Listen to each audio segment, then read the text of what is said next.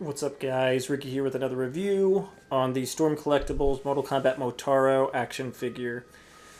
So, if you saw the last Storm Collectibles, I did Mortal Kombat X Goro, and that was my first Storm Collectibles figure, and I thought that was going to be it, and then I saw this at a store in Lawrence, Kansas called 1313 Mockingbird Lane. If you ever have the opportunity and are traveling through, that's an awesome store.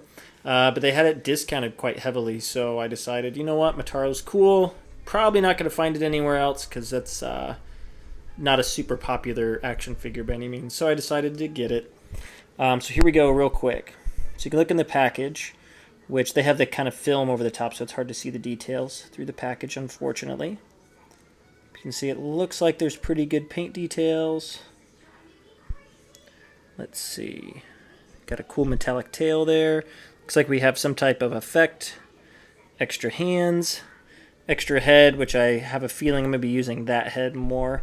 I like it better than just the basic. And then this one also comes with a skeleton, which I'm a pretty big fan of. So we shall see what this comes with. So that's what the front of the package looks like. Side of the package has this really cool Motaro artwork. Back of the package here. Okay, so it has a action figure image picture. Okay, no bio it looks like, but it has some cool action figure shots. And if you can really get it to stand on just those legs, that's pretty cool. I might test that out. Okay, and then here is action figure shot on the other side. So let's open this up and see what we're looking at. Okay, here is Motaro out of the package, and this figure is even cooler out of the package than I thought. So, real quick, so you can see we got some really good paint application. We have a dual tone here, so it looks like they went with a lighter yellow color. Looks like right here down the center, they did a slightly darker yellow with hints of orange, and then the rest of them is orange. So, the way they painted this is really, really good. So very good quality paint for sure. That looks really nice. Face sculpt looks really good. Like the open mouth, I think that's really nice. Have a cool little mohawk there. Digging it. Okay, came with this skeleton. The skeleton is slightly articulated. So very cool and fits very well into the hands too, which is really neat. So then as you go down, you see lots of cool veins, vascularity there, which looks really good. Same thing, really cool paint tones. Joints are all really nice. Some silver on the underbelly. And then a flexible tail so you can make them stand up. So I thought this was really cool that you can make it stand just like that. That's awesome. So it did come with an extra head. So that's the extra head. This was the head that came with it. But I like the extra head better, personally. But this one still looks pretty good. So looking nice there. And then you have extra hands. So came with different hands that you can assemble with. So another open hand for the other hand, or for the right hand. Your right hand that's semi-open so that you can put the skeleton skull into. You have open on that side, and then a fist. The fist is actually what came on it, and I traded that one out when I wanted to do the pose. So very cool. It comes with 4 hands. Came with these. I'm not 100% sure. I don't know if these are just extra joints or if there's some assembly going on so that I'm supposed to assemble. So I'm not 100% sure on that. But if you know, let me know in the comments, or I can probably look at the box and see if the box says anything about it. So we have that. So also, the skeleton came with some extra hands as well. Some painted hands. See if you can see those pretty well. So open, semi-closed, closed. I didn't really take them out, and I don't know why it came with extra hands. I guess you guys can let me know if you think they're beneficial, but I think it's just kind of, I mean, since it is a prop, I don't see why it makes a difference that it has different hands or not. But let me know in the comments if you utilize it for some reason. Then we have this cool energy blast. Really nice here. And then it has a hole at the bottom So for a stand, and it did come with a stand. So I've not assembled it yet, but it's going to be an air blast stand, it looks like, or a blast stand. So it looks like you just stick it in the holes here, you combine them, and then you can make it look like he's shooting a projectile. Pretty cool, kind of like the game. So those are all the accessories and stuff it comes with. It's looking really nice. So let's get into the articulation. Okay, so let's start with the skeleton articulation. So I'll show you that real quick. So it does have head articulation. So it looks up that far, down this far. Do have a little bit of head pivot and tilt. Then you have arm articulation. So forward, back, 90 degrees. You do have elbow articulation. And then I assume you have wrist articulation. Yep. Get a little bit of rotation there, which is pretty cool because when I first got this, I didn't realize it bent there. So you also have articulation here in the spine. You can see the 2 slots there. So you make it bend down real far. So then you have articulation here. You can make them do the splits. You can go out past 90 degrees. Looks like you can fold them up in a really cool position.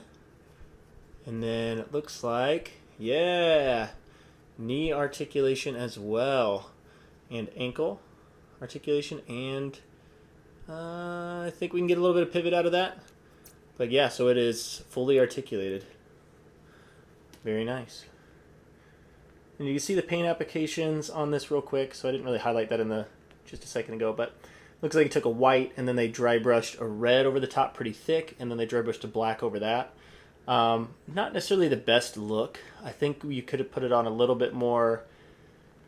I think you could have put it on a little more subtly and made it look more realistic.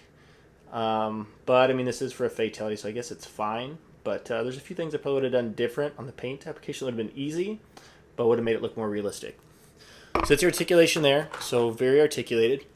And then let's get into him real quick, which I love that he can stand on those back 2 legs.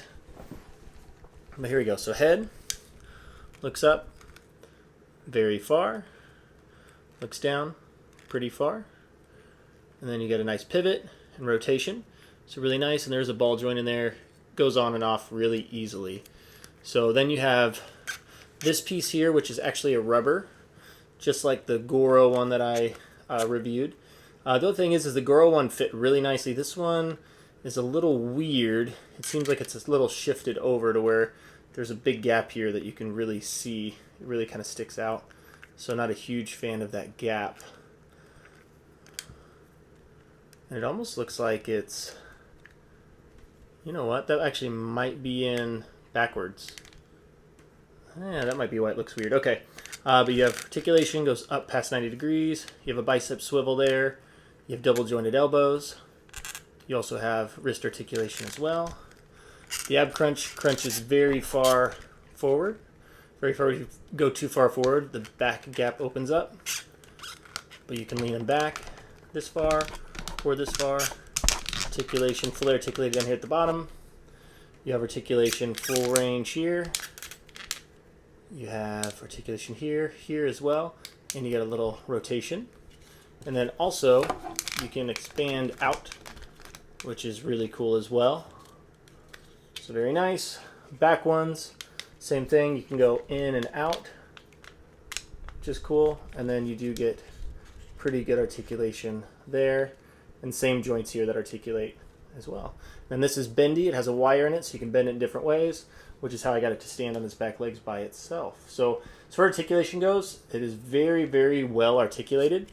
And I'm going to look at that joint because I didn't notice it. I knew it was weird, but now that I'm looking at it on camera, I think it might be in backwards. So let's get into some size comparisons real quick.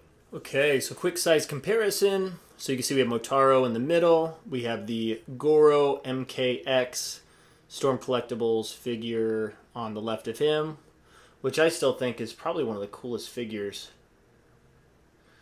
that I've bought. I mean, that thing's sick. Expensive, but sick. To the right, we have the McFarlane Shao Kahn. To the far right, we have the McFarlane DC Universe Bane. And to the far left, we have Marvel Select, which is the Green Hulk. So I think it fits in pretty well, right? So real quick, so I don't have many Storm Collectibles. Just got Goro like last week. That was my first one. Motaro's my second one just because I saw it at a collectible shop. Looked really cool. And then they also had Kintaro there, which I think I'm going to get tomorrow. So trying not to collect a lot because they're expensive, but they did have good deals on those. So let's get a quick size. Here we go real quick. We have about 9 3/4 inches tall, which puts you at roughly 24.5 centimeters. And it looks like Goro stands about the same height, a little bit taller with the ponytail. Looks like the Hulk stands the same height. Bane stands about a head to a half a head shorter. And Shao Kahn, which is kind of your standard 7-inch scale figure, stands about to the chest area. So that's height right there. So now let's look at the height with him on his back legs. Okay, when he's on his back legs, he stands quite a bit taller than everyone else. So that puts him at just about as tall as you can get him. You might be able to get a little bit more out of it, but you got about a foot tall. So 1 foot, so 12 inches, or roughly 30.5 centimeters tall. And I'm probably going to have him pose like that because that is sick. Okay, so now let's get into final thoughts. Okay, final thoughts on Motaro, Storm Collectibles, Mortal Kombat figure. I really like it a lot. I'd say I think the paint applications, the sculpt, the detail, articulation, Storm Collectibles nailed it. And I don't think that's anything unusual from what I've heard. I just love the scale of this, and they don't make many Motaro figures, so that's why I thought I would snag this one. So it's usually pretty expensive, so if you're into collecting it, I think it's a good buy. If you're not, I'd say you could probably skip because it's pretty expensive. But I did find it at a collectible shop, new in box for $80, and that was, I think, a pretty good price, especially for Storm Collectibles. So not disappointed there. I don't plan on getting too many more of these. Like I said, I might get the Kintaro figure just because it's also one of those unique figures, and I think he'd look really cool next to Goro, so I may go down that route, and I'll do a review for that soon. But overall, as far as figures go, very excited, and I think both of these could be, yeah, definitely in some of my top figures as far as action figures go. And I wouldn't doubt if the Goro is going to be in my top figures of the year, so pretty stoked about that one. But yeah, so really cool looking, love it, love the accessory, love the skeleton it came with, love the articulation, looks really cool. But yeah, overall, sweet figure. So like, subscribe, I'll keep bringing reviews, customizations, etc. to you all. If you haven't checked it out, I've been dropping a lot of music lately too, so check out the music. I've been recording a lot, have a new album on Spotify, so check that out as well. And yeah, thank you all so much, and I'll catch you all in the next video.